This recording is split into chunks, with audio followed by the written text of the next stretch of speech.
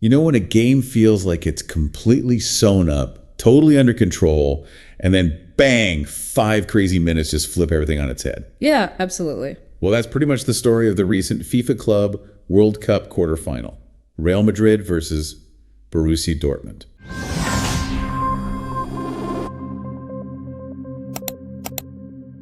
And this wasn't just any old game, was it? A rematch of the 2024 Champions League final. Exactly. Played out at MetLife Stadium, right here in the U.S. Big stage. And today, we're going to dig into that. We're not just going to give you the scoreline. Our mission here is to really unpack how a match that looked so well controlled just exploded into this nail biter at the end. And why those final moments really matter for both teams moving forward. Right. We've gone through pretty much everything. The official FIFA reports, those detailed player ratings you see from places like Managing Madrid, Sports Illustrated 2. ESPN, The Guardian, we've looked at the analyses. Yeah, the whole lot. The aim is to give you the clearest picture, concise what really happened out there. You get the crucial bits without drowning in stats and minute by minute stuff. And you'll definitely want to hear the details on this one. Oh yeah. We're talking 3-2 finish, a truly spectacular goal near the end, a red card drama, and honestly, a save that felt almost miraculous. Kept everyone guessing right till the whistle. Okay, so let's break it down. Real Madrid, they ended up controlling large parts, but Dortmund, they actually had the first sort of flash of danger, didn't they? They did. Julian Brandt, only about 6 minutes in, had a header, flashed it just wide. Was that maybe a sign of what Dortmund wanted to do, or just, an early scare that Madrid shrugged off? That's a good question. It felt like maybe just a quick warning shot at the time, because it certainly didn't seem to rattle Real Madrid for long. Yeah. Just 4 minutes later, bang, they grabbed the opener. And it came from a player who's really exploded onto the scene in this tournament, Gonzalo Garcia. Oh, absolutely. His 4th goal already in this Club World Cup. It says a lot about Xabi Alonso's faith in him, It does. And the fact he started even with Mbappé, apparently fit again, Yeah. that's significant. Shows Alonso's conviction in his choices. Totally. He backed the young guy. And the finish itself, described as Raul-like, a first-time volley, yeah. Arda Güler puts in this perfectly weighted cross, and Garcia just guides it into the far corner. Lovely technique. Managing Madrid gave him an 8.5, right? Praised his movement, the class of the finish. Sports Illustrated had him at 7.7, also highlighting his impact. Yeah, you felt that goal just settled Madrid down, took the edge off any early nerves. And for a long stretch after that, it kind of felt inevitable, didn't it? It really did.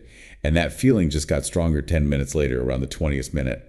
Fran Garcia gets the second. Which is amazing because wasn't this his first goal in ages? 52 appearances this season? That's right. 52 games. What a time to break that duck. He definitely grabbed his chance. Apparently just raced past Julian Ryerson. Dortmund's defending looked a bit static there. Yeah, reports said static Dortmund defending. And he swept it home from a cutback by Trent Alexander-Arnold. Trent. Providing the assist. Rated about a 7.2 by FotMob. Got praise for that perfect pass, didn't he? Showing his attacking quality, even if he's maybe not 100% peak fitness yet. Exactly. Quality delivery. And Fran Garcia, he ended up getting the Player of the Match award, the Michelob Ultra one. Deservedly so, I think. Yeah, and you could see something clicking there, couldn't you? Between Fran Garcia, Arda Güler, Gonzalo Garcia. That chemistry, it was actually fun to watch them link up. Real joy in their play.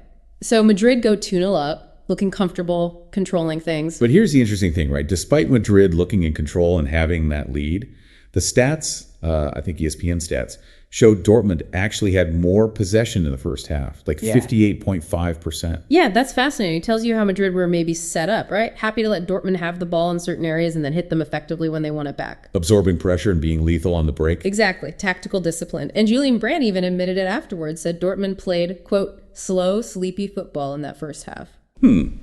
Sleepy. Definitely not the word you'd use for the end of the game. Not at all. So second half, Dortmund's coach, Niko Kovac, he clearly wasn't happy, makes a triple substitution at halftime, tries to shake things up. And it did seem to work to an extent. They looked better. They did improve. Maximilian Beer, he was one of the subs. He forced a really good save out of Courtois just after the hour mark. So you saw a bit more intent from Dortmund. Okay, so things are ticking along. Madrid's still 2-0 up. Maybe looking like they're just going to see it out. Coasting, perhaps. That's exactly how it felt. A routine win was on the cards. And then stoppage time. And it just completely unravel. Oh, the unraveling. It was wild. 92nd minute, right? 3 minutes into added time. Beer again? Yep, Maximilian Beer pounced on a poor clearance from Rudiger, apparently. Yeah, smashed home a first-time shot. Ruthless finish. Rudiger got rated down to a 5 by Managing Madrid for that mistake. Shows you how costly it was. And Bayer gets a 7.9 from FotMob for taking his chance. That goal, as FIFA put it just kicked off a crazy 5-minute period. Understatement of the tournament, maybe? Because literally 1 minute later, 90 plus 4. Kylian Mbappé. Who'd come on as a sub earlier, yeah. Around 67, 68 minutes in. That's him. Restores the 2-goal cushion with just an absolutely stunning acrobatic volley. Incredible goal, especially considering he'd been ill, right? Lost weight with that gastroenteritis thing. But still produces that moment of magic. Rated an 8 by Managing Madrid, 7.8 by FotMob for that impact off the bench. It was pure spectacle. He's like hanging in the air, meets the cross, Arda Güler again with the delivery, a long one this time, and pulls off this sideways scissor kick from pretty close range. Just wow. Amazing technique. And his celebration, too, is quite moving. Paid tribute to Diogo Jota, the player who died in that car crash. Held up the 2 fingers and the 0 for Jota's number 20. Yeah. A really poignant moment amidst all that late game madness. Yeah, so you think, okay, 3-1, surely that's it now? You would think, but no. The drama wasn't over. Deep into stoppage time, like 90 plus 8. Dean Huyssen brings down Serhu Guirassy in the box. Red card for Huyssen, penalty to Dortmund.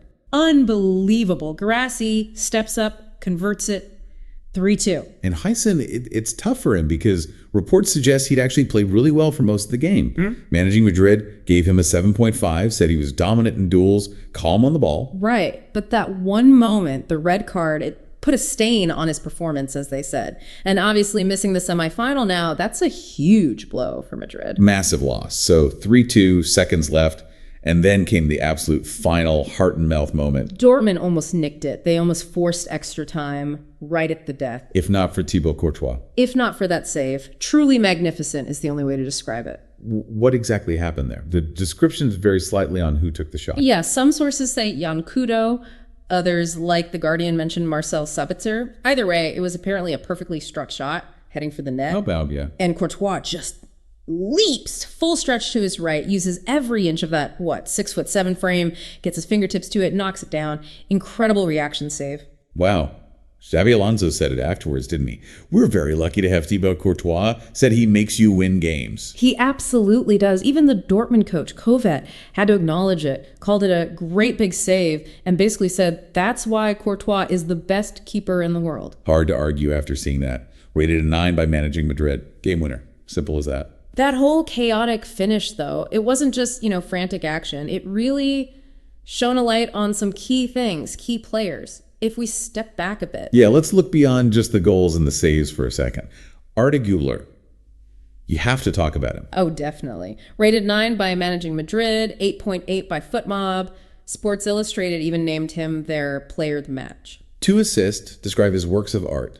Constantly looking for those progressive passes, playing between the lines. He just seems to be getting better and better, really growing into a star. He really is. And Huyssen, too, despite the red card ending, for most of that game, he was excellent.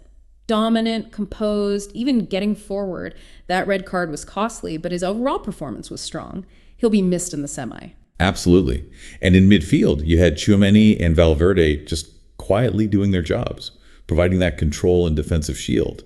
Rated highly too, 8 and 7.5. They allow those attacking players to shine. That solid base is crucial. And on the Dortmund side, you got to give them credit too. Waldemar Anton mentioned they never gave up, showed real character in that second half, even though they admitted conceding too easily early on. That fight back, even though it fell short, makes these games what they are, doesn't it? Definitely. And speaking of character and impact, you have to look at Xabi Alonso. Yeah, 4 straight wins now as Madrid coach.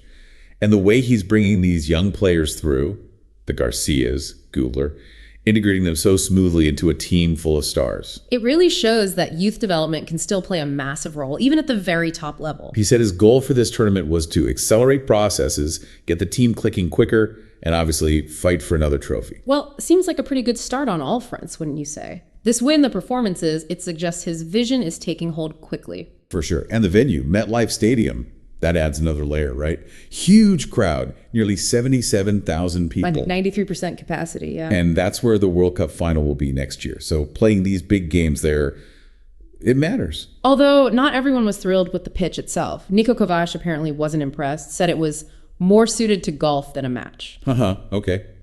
A bit of a dig there. Yeah. Madrid seemed okay with it, though. Seemed fine, yeah. Let's just quickly hit a couple of interesting stats that came out of this match before we look ahead. Go for it.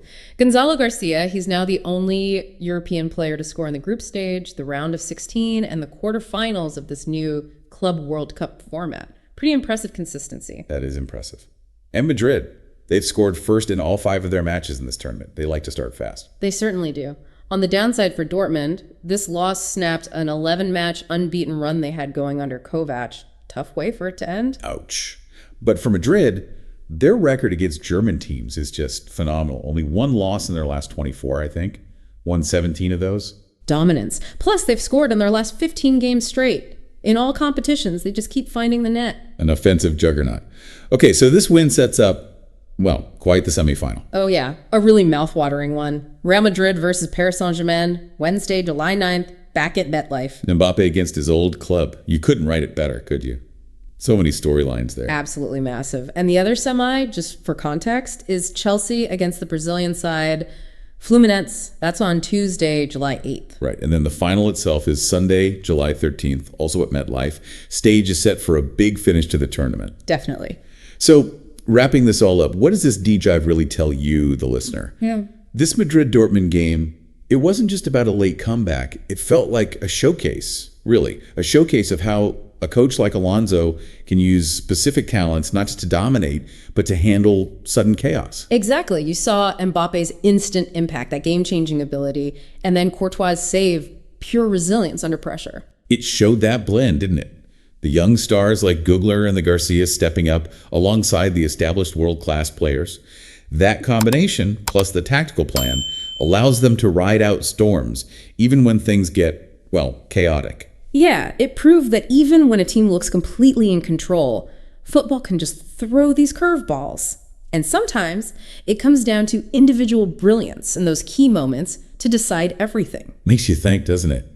In any really high-stakes situation, not just football, when do you double down on trying to completely dominate, and when is it smarter to just focus on managing the inevitable chaos? And how much does that one moment of sheer individual brilliance or that one incredible save, how much does that actually change the whole picture, the whole game, maybe even the whole tournament when everything's on the line? Something to chew on there.